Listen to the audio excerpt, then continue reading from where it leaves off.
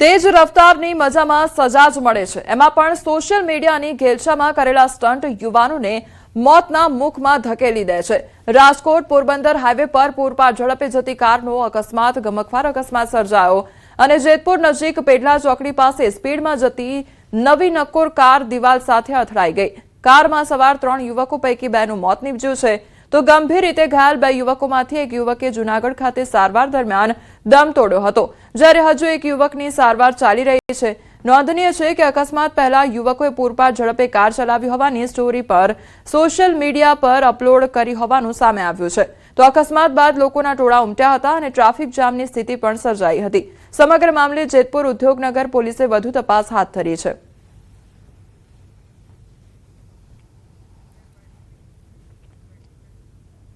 કચ્છના નખત્રાણા તાલુકાના ખાંભલા ગામમાં પ્રેમ સંબંધનો લોહિયાળ અંજામ સામે આવ્યો છે, જ્યાં યુવતીના પિતાએ પરિવારના સભ્યો સાથે મળીને પોતાની જ 19 વર્ષીય પુત્રી અને તેના પ્રેમીની કરપીણ હત્યા કરી કાઢી, જે બાદ મૃતદેહને કૂવામાં ફેંકી દીધા હતા। અને ગત 3 ફેબ્રુઆરીના રોજ બનેલી આ ઘટનામાં યુવતીના માતા પિતા, નાનો ભાઈ અને ભાણીજે સાથે મળીને આ ડબલ મર્ડરને અંજામ આપ્યો હતો અને ત્યારબાદ મૃતક યુવતીના પિતાએ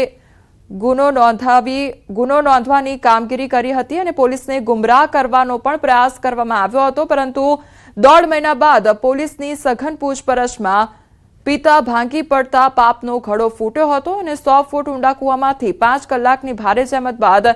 નરકંકાલ જેવી હાલતમાં મૃતદેહો બહાર કાઢવામાં આવ્યા હતા। પોલીસે હાલ હત્યારા પિતા, માતા અને અન્ય સભ્યો સહિત તમામ આરોપીઓની અટકાયત કરી ઓનર કિલિંગના જધન્ય અપરાધ અંગે આગળની તપાસ તેજ કરી છે।